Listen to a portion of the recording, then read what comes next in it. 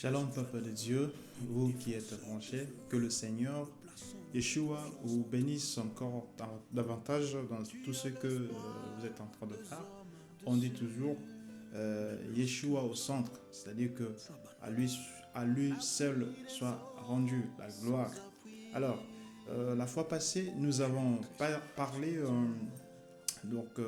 sur la nouvelle alliance. La question a été posée, fais-tu partie de la nouvelle alliance? C'est-à-dire qu'on a parlé rapidement, on a parlé des alliances majeures qui a été mentionné dans l'Ancien Testament.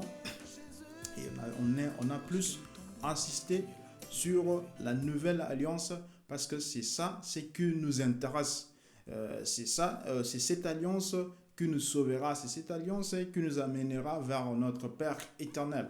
Alors, on a dit, il y a eu beaucoup d'alliances, il y a beaucoup d'alliances.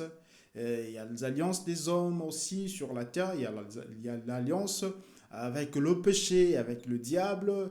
Mais nous voulons faire partie de la nouvelle alliance qui a été conclue par Yeshua, qui est notre maître. Donc, par cette même pensée, cette même idée, nous allons continuer pour comprendre encore mieux l'importance de la nouvelle alliance, pour comprendre encore mieux que nous devons être vraiment dans la nouvelle alliance pour être enlevés. Et si on n'est pas dans cette alliance, si on ne garde pas, on ne respecte pas les conditions qui sont dans la nouvelle alliance, nous ne serons pas enlevés. Alors, le but de ce que nous sommes en train de faire, ce n'est pas d'avoir toute la connaissance du monde, ce n'est pas avoir toute la connaissance de la Bible, ce n'est pas juste pour prêcher, encourager, mais le but principal, c'est vous et moi que nous soyons enlevés quand Yeshua reviendra. Qu'un jour que nous soyons auprès de notre Père. Et un jour que nous soyons vraiment dans le lieu très très saint pour rencontrer notre Seigneur. C'est ça le but. C'est ça le but, que nous puissions mettre en pratique ce que nous sommes en train de dire et marcher et vivre la parole de Yeshua qui est notre maître. Alors, on voit que dans cette nouvelle alliance, Yeshua, il est le garant de cette nouvelle alliance. C'est lui le médiateur. C'est pas un homme, c'est pas Abraham, c'est pas un pasteur. C'est pas que avant de voir Dieu, il faut passer par un homme. Non, c'est plus cette alliance-là. Si quelqu'un vous parle de cette alliance-là, que entre vous et moi, donc entre Dieu et vous, je dois être là pour vous protéger, je dois être là comme étant père spirituel, je dois prier pour vos âmes, je dois communiquer d'abord avec Dieu. Il n'y a plus cet intermédiaire-là, il n'y a pas d'intermédiaire entre nous et notre Dieu. C'est Yeshua qui est le médiateur principal. C'est Yeshua qui est le fondement de notre salut. Yeshua qui est le garant de cette alliance. Il n'y a pas de salut en dehors de lui. Donc nous passerons par Yeshua pour être sauvés. Nous passerons par Yeshua pour voir notre Père, pour vivre dans l'éternité. Ce n'est pas un homme. Et Dieu, il a promis, il a dit, il fera une nouvelle alliance, une alliance différente de celle qu'il avait fait avec nos pères, Abraham, Noé, Moïse. Donc, l'Éternel précise bien que ça sera une nouvelle alliance, une alliance différente. Et Dieu, Elohim, notre Père, il garde son alliance, il est fidèle dans son alliance. Il est fidèle dans son alliance. Il garde son alliance. Il est fidèle. Il est fidèle dans cette alliance nouvelle. Et qu'est-ce que la parole nous dit? Dans 2 Timothée, chapitre 2, et le verset 13, la Bible nous dit, si nous les régnons, lui aussi nous régnera. Si nous sommes infidèles, il demeure fidèle, car il ne peut se régner lui-même. La fidélité, c'est la nature de Dieu. La fidélité, c'est Dieu lui-même. Il est fidèle. Et si toi et moi, nous les régnons aujourd'hui, et lui aussi il nous régnera. C'est ça, dans cette alliance. Dans cette alliance, il précise bien. Bah oui, si on règne Dieu, il va aussi nous régner. Mais si nous sommes infidèles, lui ne va pas nous suivre. Lui, il ne sera pas infidèle. Non, lui, il demeure fidèle dans ce qu'il dit. Il demeure fidèle dans son alliance. C'est-à-dire, on a aussi la responsabilité dans cette alliance. On a une grande responsabilité. Il y a la part de Dieu et la part des hommes. Dieu a fait sa part, il est venu vers nous pour nous proposer une nouvelle alliance. Il est venu, il nous dit, qu'est-ce qui résume d'abord cette nouvelle alliance? Il a dit, il mettra sa loi dans nos cœurs. Il va écrire sa loi dans nos pensées, dans notre esprit. Il va écrire sa loi. Et qu'est-ce qu'il dit encore? Il y a des promesses, de meilleures promesses dans cette alliance. Il dit encore, il pardonnera nos péchés. Il ne se souviendra plus de nos iniquités. Et qu'est-ce qui résume encore cette nouvelle alliance? Il dit, personne n'enseignera l'autre, tous connaîtront Elohim, la connaissance divine de notre Père. La connaissance divine de notre Père. C'est ça ce qui résume cette nouvelle alliance. Mais notre part de responsabilité est de respecter les conditions qui sont dans cette alliance. Et la première condition, nous voyons la fidélité, la nature de Dieu, la fidélité. Il n'y a pas une alliance durable sans la fidélité. Même dans nos relations conjugales, tout ça, la fidélité, elle est demandée. Et Dieu qui voit nos cœurs, et Dieu qui connaît nos pensées, et Dieu qui connaît chacun de nous. Il sait qu'on est fidèle et il sait aussi qu'on est infidèle. On ne peut pas tromper Dieu. On ne peut pas se cacher devant lui. Si on se dit qu'on fait partie de la nouvelle alliance, automatiquement, Dieu doit vérifier, Dieu cherchera la fidélité dans nos cœurs. S'il n'y a pas cette fidélité-là, c'est-à-dire que là, c'est comme si on est en train de régner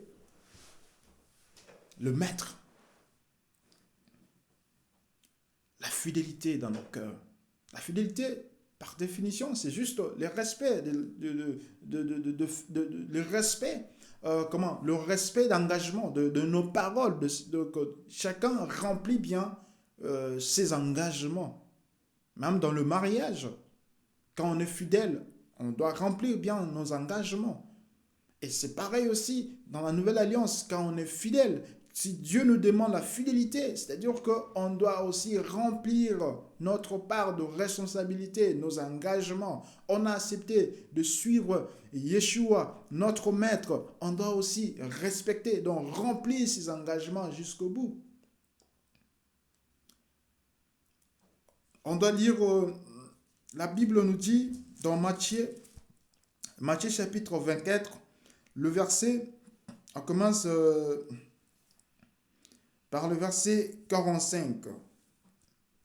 Quel est donc le serviteur fidèle et prudent que son maître a établi sur ses gens pour leur donner la nourriture au temps convenable? Heureux ce serviteur que son maître à son arrivée trouvera faisant ainsi. Je vous l'ai dit, en vérité, il établira sur tout le bien. Mais si c'est un méchant serviteur qui dise en lui-même, mon maître tarde à venir, s'il met à battre ses compagnons, s'il mange, boit avec les ivrognes, le maître de ses serviteurs viendra le jour où il ne s'y attendait pas et à l'heure qu'il ne connaît pas.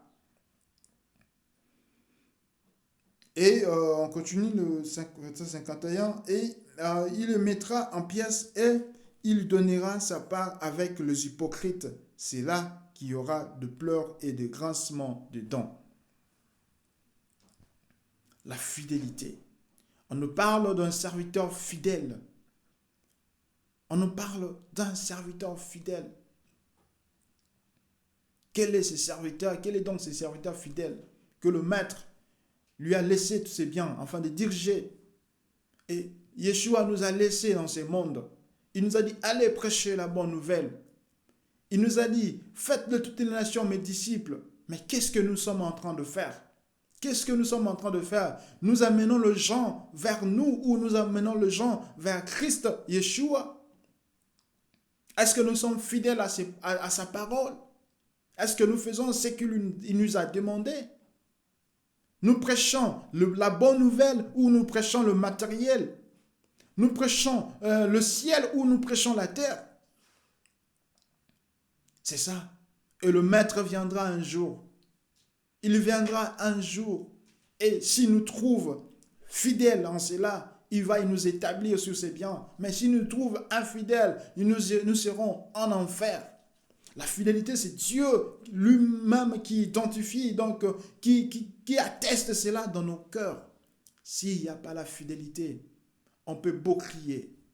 Si on n'est pas fidèle à ce que Dieu nous a dit, si on n'est pas persévérant, si on n'est pas constant, c'est-à-dire que c'est la fidélité, c'est aussi être constant, ne pas changer à tout moment, ne pas emporté par le vent, ne pas emporté par des philosophies, par des théories qui ne servent à rien, mais de rester constant, de rester attaché, de rester ferme, de garder cette alliance. Dieu a besoin des hommes fidèles. Elohim cherche des hommes fidèles, que nous soyons vrais, honnêtes dans cette nouvelle alliance, sincères dans cette nouvelle alliance. Il viendra chercher les hommes fidèles. Il viendra prendre ses fidèles. Il cherche ceux-là qui gardent son alliance. Le peuple Israël, ils n'ont pas persévéré dans l'alliance conclue avec Elohim. Ils n'ont pas gardé cette alliance. L'Éternel a dit, ils n'ont pas gardé mon alliance. C'est pour cela que moi, je ne me suis pas soucié d'eux. C'était une alliance qui n'était pas parfaite. Mais tandis que la nouvelle alliance, elle est parfaite. Elle est excellente. Elle est plus meilleure que l'ancienne. Alors dans cette alliance, il nous dit, si nous les régnons, il va aussi nous régner.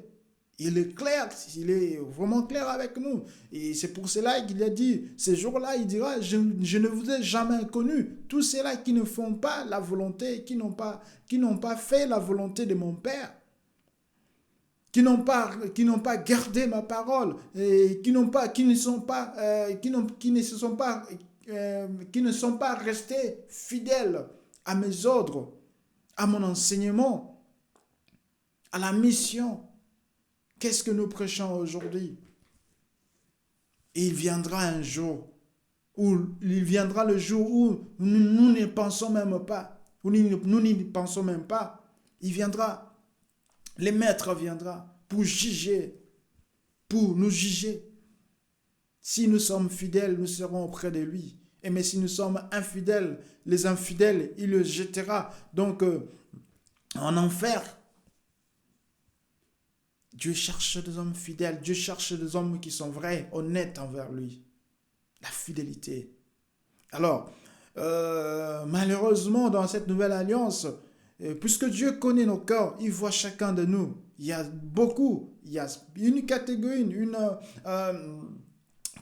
de gens qui vivent donc dans la rébellion, c'est-à-dire ils vivent en méprisant la vie et bien l'œuvre de la croix, en méprisant cette nouvelle alliance, cette excellente alliance, une alliance excellente, en train de mépriser cela. Et qu'est-ce que la parole nous dit dans Hébreux chapitre 10, le verset, on commence par le verset 26. Car si nous péchons volontairement, après avoir reçu la connaissance de la vérité, il ne reste plus de sacrifice pour le péché, mais une attente terrible du jugement et l'ardeur d'un feu qui dévora le rebelle. Si nous sommes rebelles, si nous sommes rebelles envers Dieu, il y a le jugement qui nous attend. Si nous péchons volontairement, après avoir connu la vérité, après avoir connu, Seigneur, la parole de la vérité, puisque dans cette nouvelle alliance, il dit, personne ne dira, il ne connaît pas Dieu, puisque Elohim mettra sa connaissance, tout le monde connaîtra Dieu. Si nous connaissons la vérité qui est Yeshua, et nous ne vivons pas dans cette vérité, et nous ne marchons pas dans cette lumière, et nous sommes rebelles vis-à-vis de cette alliance, et le jugement nous attendra. Donc nous attendons. Celui qui viole la loi de Moïse meurt sans miséricorde sur la déposition de 2 ou de 3 témoins. De quel pire châtiment penserez-vous que sera jugé digne celui qui aura foulé aux pieds le Fils de Dieu, qui aura tenu pour profane le sang de l'alliance, par lequel il a été sanctifié et qui aura outragé l'esprit de la grâce. Combien de fois nous avons attristé le Saint-Esprit? Combien de fois nous avons méprisé l'œuvre de la croix? Mais la parole nous dit, c'est lui qui violait la loi de Moïse. Il était vraiment donc tué sans miséricorde. Il était tué sans miséricorde. Et à combien plus forte raison la nouvelle alliance? La nouvelle alliance que Elohim, il s'est fait chair pour venir sauver l'homme. Il est parti sur la croix pour mourir pour nos péchés. Et nous le méprisons. Nous méprisons cette alliance. Il y a un châtiment qui nous attend. Il est temps, bien-aimé. Il est temps, bien-aimé, de se repentir, de faire une repentance sincère. Il a dit, si nous confessons nos péchés, il est juste et fidèle de nous pardonner. C'est lui qui est juste, c'est lui qui est fidèle de nous pardonner. Elohim est fidèle. Si nous confessons, si on est sincère, si on est honnête, on se répond sincèrement devant lui.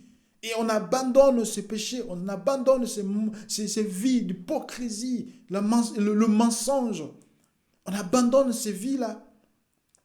Il est digne et fidèle de nous pardonner, de nous recevoir. Mais si on n'est pas sincère, si on n'est pas honnête, nous sommes en train de mépriser ce qu'il a fait sur la croix. Nous sommes en train de pendre encore Yeshua sur la croix.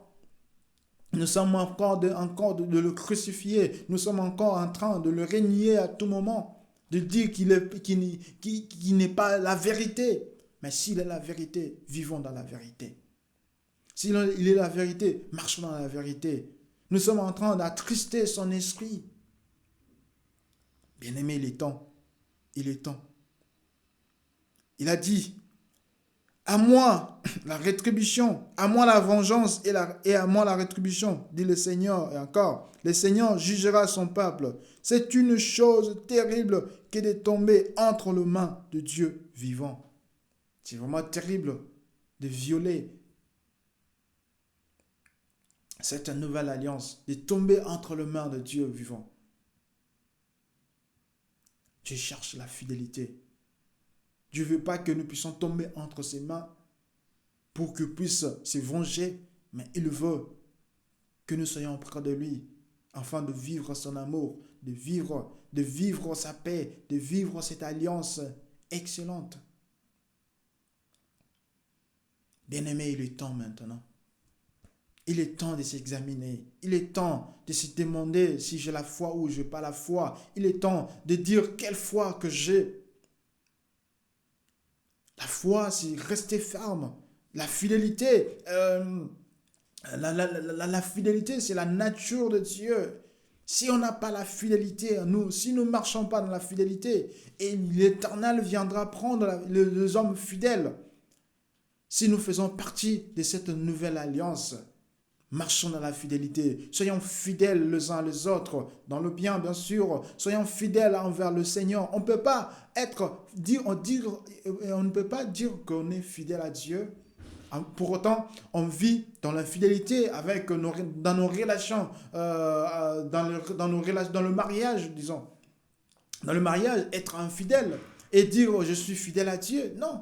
Si on est fidèle à Dieu, on va respecter sa parole. On doit remplir nos engagements, respecter nos engagements. La fidélité, c'est ça, c'est que Dieu nous demande dans cette nouvelle alliance. Notre responsabilité, notre part, c'est marcher dans la fidélité, c'est être fidèle dans ce qu'il nous a confié. Dieu cherche les hommes fidèles. Ne méprisons pas la grâce, ne méprisons pas le sang de l'alliance, ne blaguons pas avec ce sang-là qui nous sanctifie, qui nous purifie. Ne blaguons pas avec ce sang-là. C'est la vie de Yeshua, c'est sa vie qui nous sanctifie, qui nous purifie. Bien-aimés, il est temps d'être sincère avec Dieu, d'être sincère envers nous-mêmes, de quitter dans l'hypocrisie, de quitter dans le mensonge, de ne pas mépriser cette alliance. Le peuple Israël, nous avons vu leur sort. Ils n'ont pas gardé l'alliance d'Élohim. Ils n'ont pas persévéré dans cette alliance. Et l'Éternel les avait pas abandonnés. Les avait abandonnés. Mais si nous sommes fidèles, lui demeure fidèle. Infidèle, il demeure toujours fidèle. Mais si nous les régnons, il va aussi nous régner.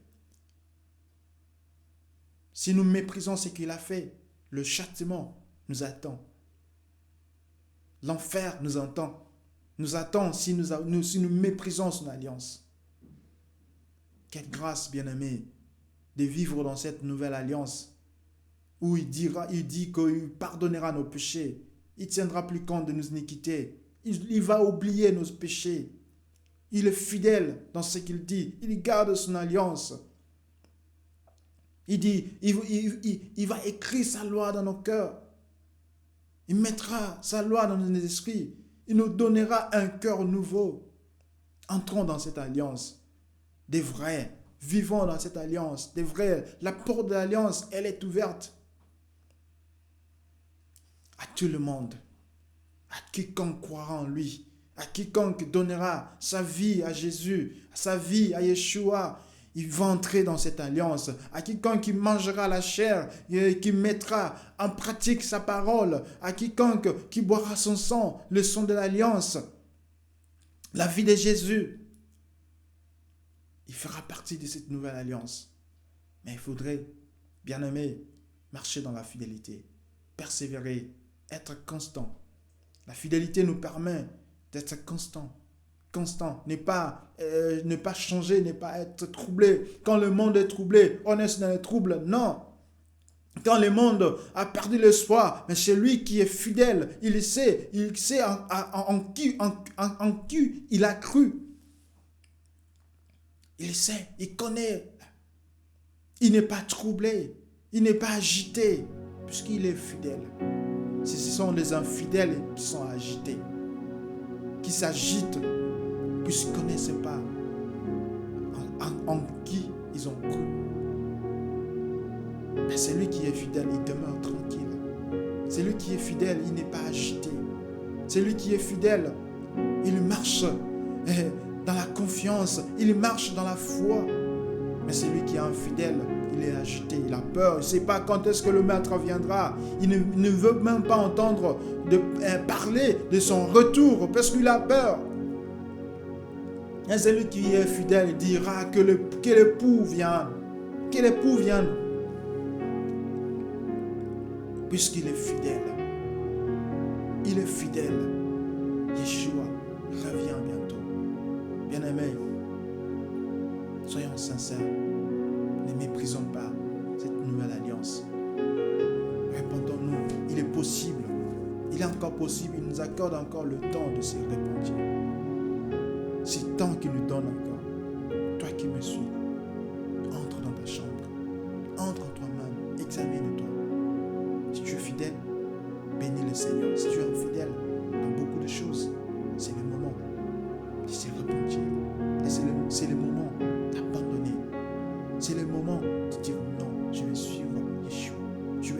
fidèle à ma femme, fidèle à mon mari. Je veux être fidèle à mon époux, qui est Yeshua. Dans nos pensées, dans nos cœurs, il voit tout. Si on fait partie de cette nouvelle alliance, voilà les conditions. Voilà ce que le Seigneur nous dit de faire. Répandons-nous. Soyons sincères. Soyons honnêtes. Bien-aimés, il est temps de se repentir vraiment sincèrement. De marcher dans la fidélité. Afin de bénéficier de la bénédiction qui est dans cette alliance. Les meilleures promesses, la vie éternelle. Je ne vous laisserai pas seul, je serai avec vous. La protection divine. Que le Seigneur Yeshua nous bénisse. Tu donnes le sens de vivre à ceux qui n'en ont pas. L'espoir des hommes.